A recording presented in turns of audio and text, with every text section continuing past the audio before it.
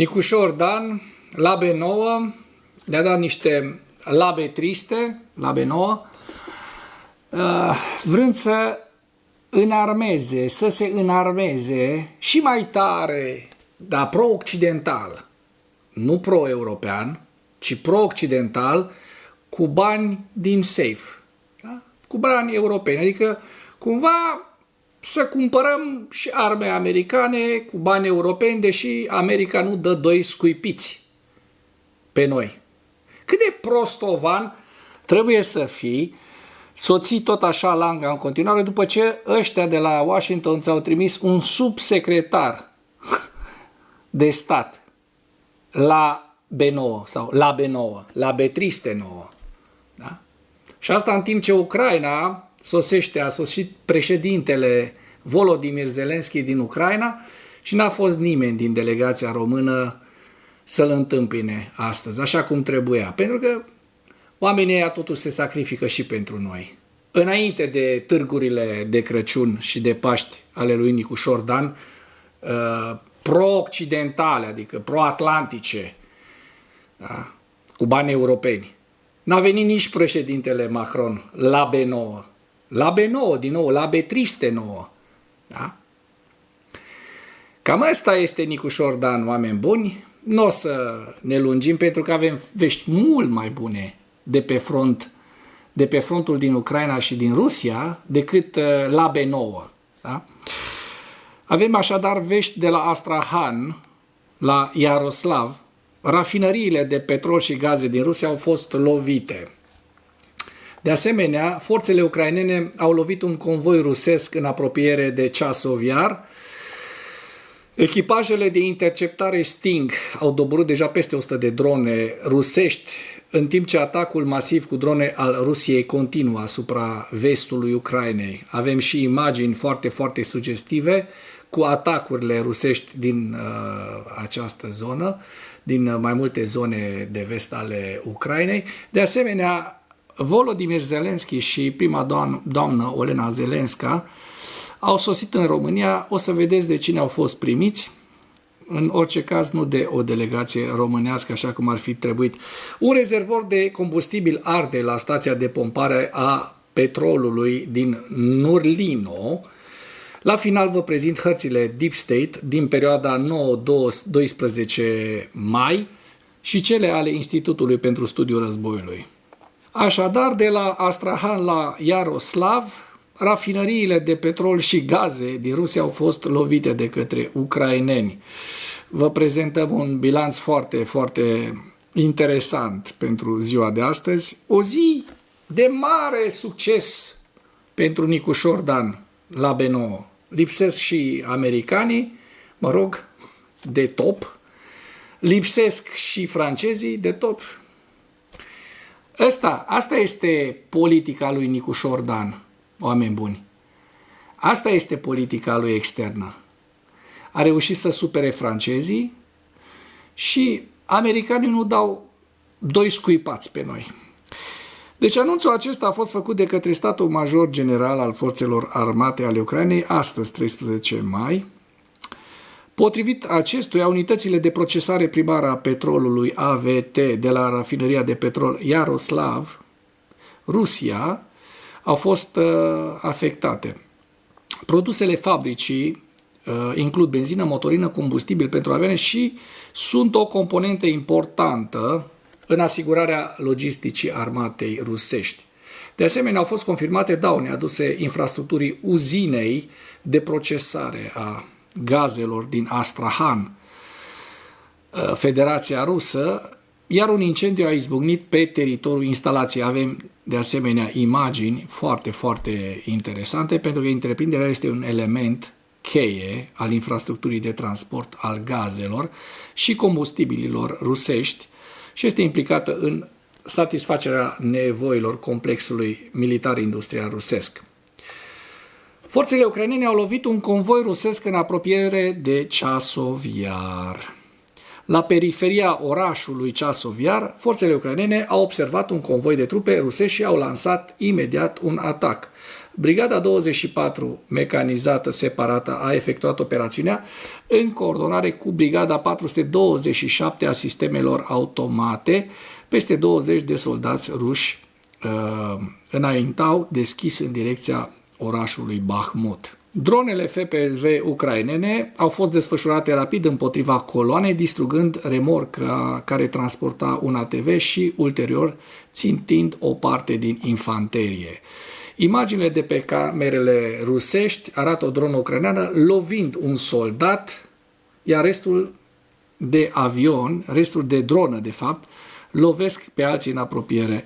Deși Rusia controlează părți estice și centrale ale orașului Chasov Yar din regiunea Donetsk, Ucraina deține parțial partea vestică a orașului. Chasov Yar, așa cum știm, are o importanță deosebită operațională pentru ambele părți ale conflictului. Echipajele de interceptare Sting au doborât deja peste 100 de drone Shahed rusești, în timp ce atacul masiv cu drone a Rusiei continuă. Apărătorii aerieni ucraineni continuă să acționeze în toată țara, în timp ce Rusia continuă să împingă valuri întregi de drone în spațiu aerian ucrainean. Da? Se văd în aceste imagini cum au reușit ucrainenii să le doboare. Zelenski a îndemnat partenerii să definească modul în care va funcționa coaliția celor dispuși, coaliția voinței, și să convină asupra unor garanții de securitate realiste pentru Ucraina în următoarele săptămâni. Președintele ucrainean a declarat că lucrările practice privind garanțiile de securitate ar trebui să contribuie la îndreptarea situației către pace, transformând politica. De asemenea, statul major general al Ucrainei a confirmat atacuri asupra terminalului petrolier Taman Neftegaz din Volna, regiunea Krasnodar, un incendiu fiind înregistrat la fața locului. Terminalul gestionează petrol, păcură motorină și gaze, hidrocarburi lichefiate și sprijină forțele de ocupație rusești. Vedem în aceste imagini. Iată, Zelenski și prima doamnă, Olena Zelenska, au sosit în România pentru summitul de la București, Bucharest 9, da? B9, la B9. La B9 care ni le-au dat din nou președintele Dan. Președintele ucrainean urmează să aibă întâlniri cheie în marjă axate pe atragerea de resurse suplimentare pentru apărarea Ucrainei și extinderea formatului acordului privind drone cu partenerii internaționali. Măcar pe drone să semnăm ceva parteneriat, eu totuși continuu să cred că aici trebuia să fie și domnul ăsta al nostru președinte, da? Că totuși Zelenski și Ucraina sunt niște persoane respectiv țară foarte importantă pentru noi. Da? Vedem că este întâmpinat la București de către ambasada, membrii ambasadei ucraineni. Mi se pare absolut revoltător acest lucru. Trupele ucrainene au pus pe fugă forțele suedeze în timpul unor exerciții NATO care simulau un atac rusesc asupra Gotlandului. Gotland este o insulă destul de mare în Suedia, a relatat Associated Press. Exercițiul s-a concentrat pe apărarea insulei strategice din Marea Baltică. Am fost și eu pe acolo, foarte drăguț, și pe Öland și în Gotland. Sunt niște insule cu un potențial fantastic și pe care suedezii reușesc să le valorifice foarte bine, nu doar militar, ci și turistic. Așadar, aceste insule strategice din Baltică și-a adus trupe ucrainene pentru a perfecționa abilitățile NATO de război cu drone. Un operator ucrainean cu drone, iată, NATO borders on the eastern side, like Finland and the Baltic states, we have a massive build-up of enemy units, so concentration of units on that side. And we also have, within Sweden and other allied nations, we have hybrid activities. It's an increased level of hybrid activities, like sabotage, cyber attacks, influence operations, things like that. They are miles ahead of us when it comes to drone warfare, so we really appreciate them coming here to share their experiences. sunt cu mult peste noi în ceea ce privește experiența dronelor și lupta, războiul cu drone.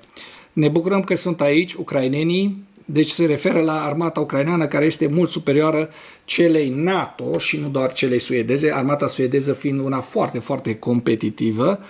Deci se bucură că sunt ucrainenii în Suedia la acest exercițiu militar și că au foarte multe lucruri de învățat de la ucraineni. Obviously, by still having U.S. capability here, we maintain a priority to continue to train and exercise within NATO and involve. Vedem în imagine o dronă Lyuty, da? Deci, ucrainenii sunt foarte prețioși, doar că Zelenski n-a fost primit astăzi așa cum trebuia de Nicu Șordan la aeroport. Așa era de bun simț. După părerea mea, poate că greșesc, poate că sunt eu prea mare fan al Ucrainei și poate că sunt prea mare fan al lui Zelenski, da? Ați văzut că ieri am prezentat și un scandal de corupție, nu prea a avut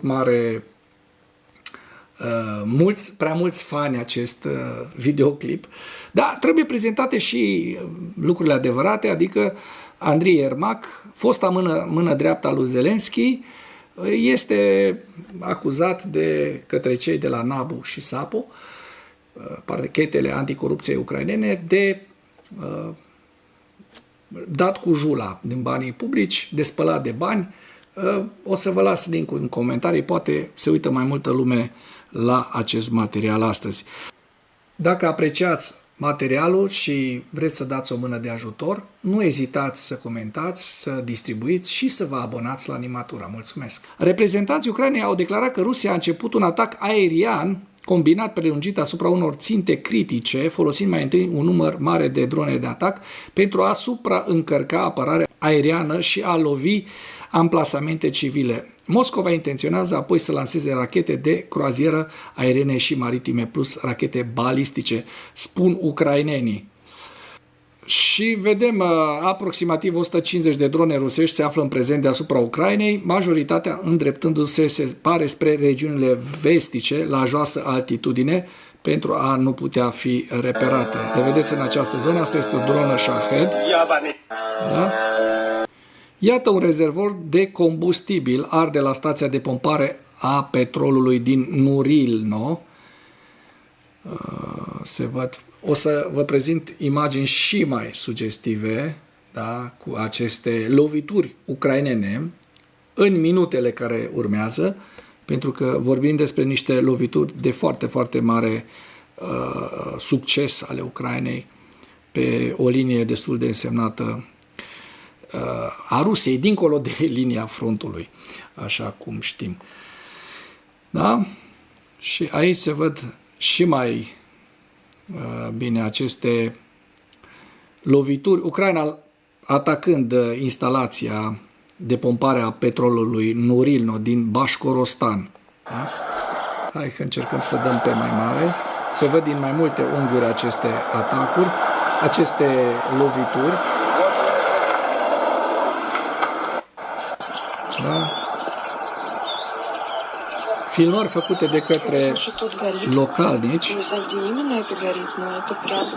și comentarii ale localnicilor care atestă aceste lovituri, dar vedem și unde ne aflăm, fără niciun dubiu, în Rusia. Și din satelit o imagine cu locurile în care au fost vizate această stație de pompare a petrolului. Un atac cu drone ucrainene a vizat uzina de procesare a gazelor din Astrahan, a declarat șeful regional Igor Babușin. El a susținut că toate dronele au fost doborâte sau suprimate prin război electronic, iar resturile au declanșat un incendiu.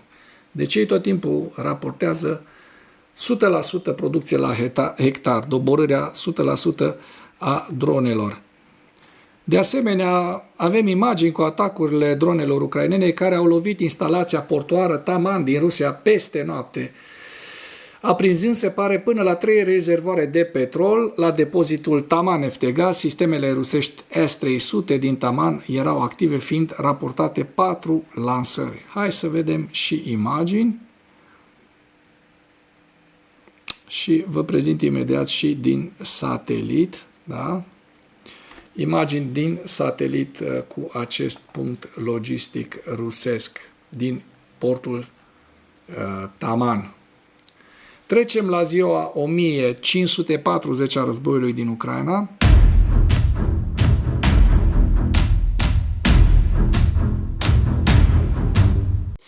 În ultimele 24 de ore, rușii au suferit pierderi de peste 1130 de militari, 2 tancuri, un vehicul blindat de luptă, 50 de piese de artilerie, un lansator de rachete, 3 mijloace de apărare antiaeriană, 2 sisteme robotice. Ucrainenii reușind de asemenea să doboare peste 1850 de drone rusești. Trecem la hărțile Deep State să vedem dacă au existat modificări în perioada 9-12 mai și începem cu partea sudică, cu regiunea Herson. Observăm că nu au existat modificări ale fronturilor în această zonă. Ne îndreptăm spre Zaporojie. Observăm că Zaporojie este stabil. Dăm un ochi și pe aglomerația Pokrovsk-Mârnograd și observăm că de asemenea frontul este stabil și în această zonă.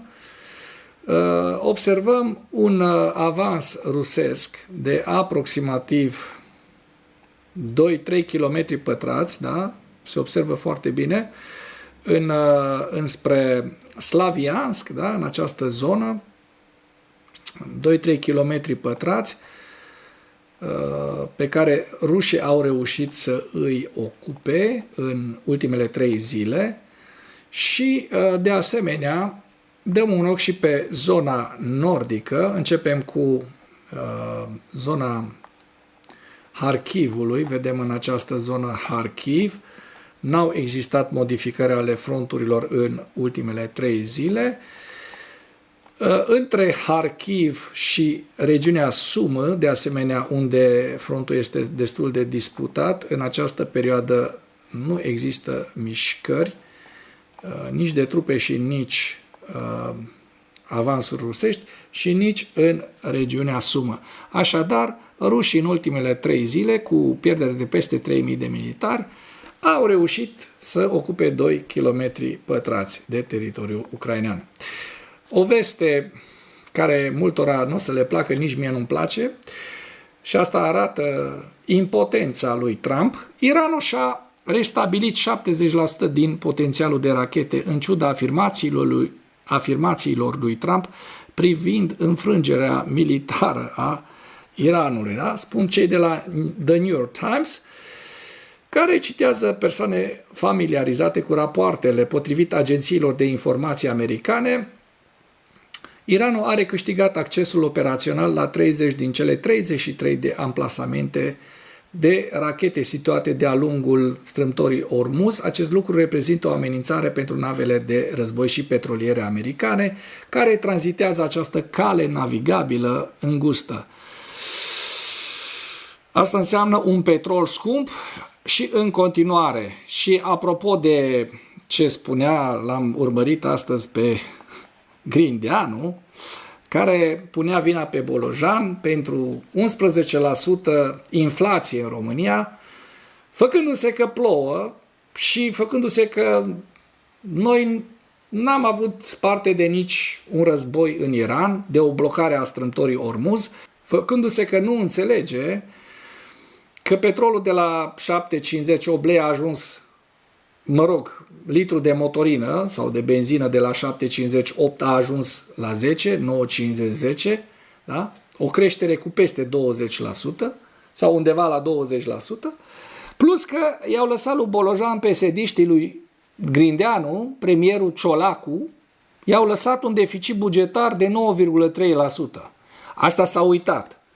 Hai să dăm în Bolojan acum că Bolojan îi devină pentru 11% inflație. Chiar suntem un popor de proști dacă credem asemenea tâmpenii. Pe cuvânt. Și trecem și la evaluarea campaniei ofensive rusești la data de 12 mai, în viziunea analiștilor Institutului pentru Studiul Războiului. Cu principalele știri, președintele rus Vladimir Putin se bazează pe zângănitul săbiilor nucleare pentru a proiecta putere militară după eșecul aparent al Rusiei de a asigura securitatea deplină pentru parada de ziua victoriei din 9 mai, fără a cere președintelui ucrainean Volodymyr Zelensky un armistițiu.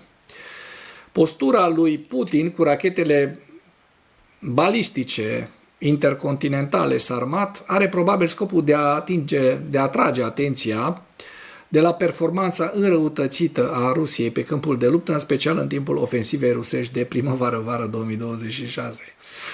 Rapoartele open source au confirmat prima moarte a unui student universitar rus recrutat în forțele de sisteme fără pilot rusești în luptă, posibil într-o unitate de asalt. Deci a fost recrutat ca să fie dronaș și a fost trimis până la urmă carne de tun iepuraș.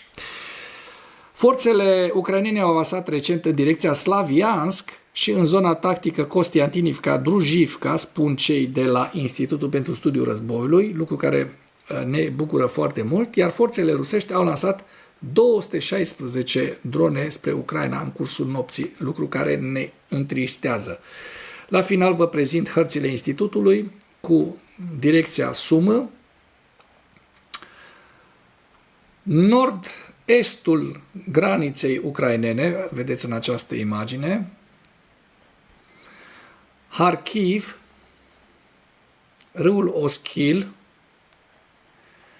Donetsk, regiunea Donetsk, centura de fortărețe ucraineană din Donbass, Slaviansk, în apropierea orașului Kostiantinivka, Pokrovsk,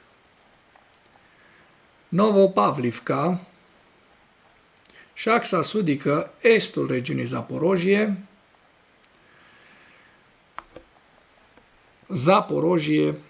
și Herson. Și cu acest ultim detaliu închei materialul nostru de astăzi cu îndemnul. Dacă ați găsit informații utile în acest videoclip, nu ezitați să-l distribuiți pentru a ajunge la cât mai multă lume. Mulțumesc mult!